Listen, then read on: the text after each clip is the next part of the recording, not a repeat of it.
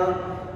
Today we're gonna do a podcast, and the topic is e-money and its impact on the social life. And today we're gonna have a special guest joining us today. Hi guys, my name is Mia, and today I'm going to be the special guest for this podcast.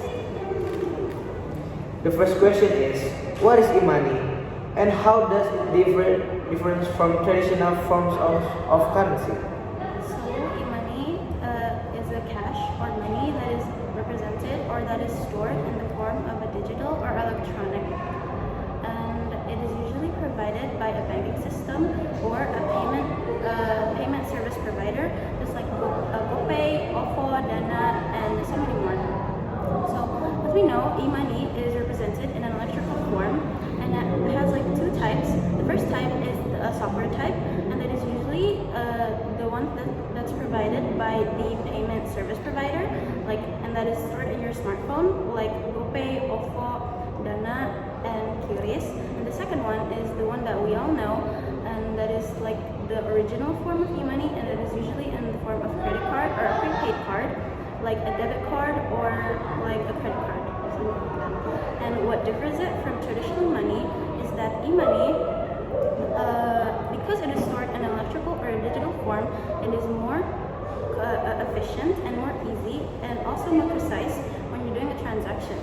So when you want to pay, or if you want to pay someone, you can just get your debit card or open up your smartphone to open the e-money app and just scan the QR code or input the amount that the person wants you to put. What difference it from traditional money is that with traditional money, you usually have to grab the cash from your wallet, and it usually takes up a lot of space. While e-money, you only need to bring one card, or you only need your smartphone.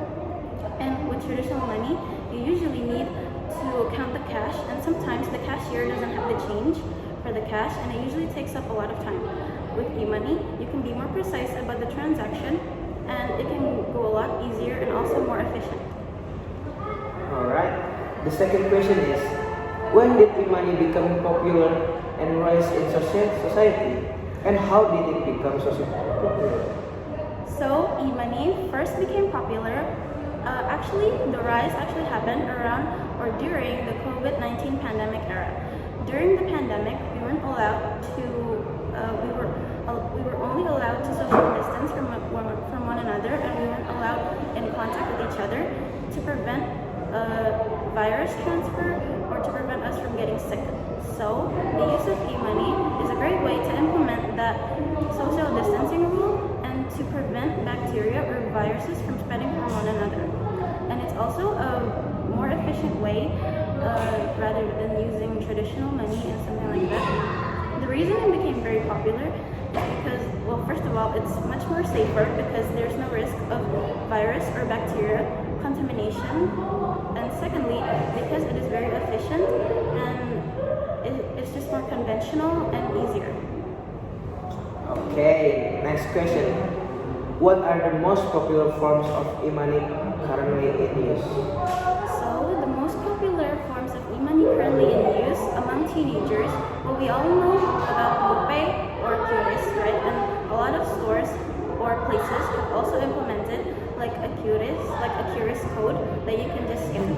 So, the most popular e-money sources among teenagers are usually GoPay because it is the easiest one to obtain, because you can easily transfer funds or money to one another.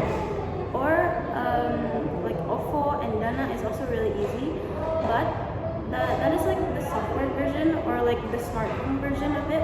So when you want to use it, you can just download an app on your phone, download the e-money app, and you can just pay it to the cashier or just scan the QR code. And secondly, the other popular version of e-money is a debit card or a credit card, but you have to get this or to obtain this credit card, you must contact your local bank or your bank provider or something like that. So it's mostly for adults and something like that.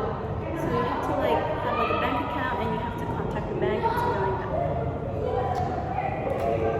The fourth question is, what key technological advancements have facilitated the rise of e-money? So there are key technological advancements that facilitate e-money, and the first one is internet connectivity. So, because we live in the 20th century where the internet has been growing very much rapidly, and it's more faster. So, with faster internet, you can use e-money even more quicker and more efficient because there's no lag or loading or something like that. Because with no internet, you cannot use e-money at all because it heavily relies on connection and internet. And the second one is smartphones, or phones in general.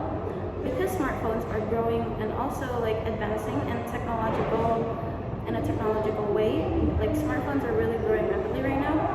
So the use of e-money can be even more efficient and even more useful among other people.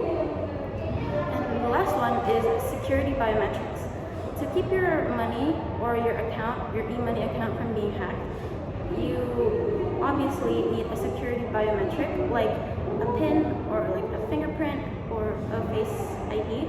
And because of that, your account can be more safe and you can use e-money even more safely and with no harm at all. Last but not least, the last question is, what is the impact of e-money in social life? So the impact of e-money in social life,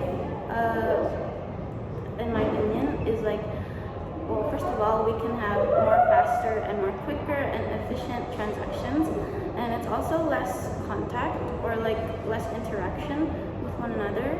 Also, you don't really have to bring a lot of cash, or you don't have to bring a lot of things, or you only need your smartphone or your debit card and something like that.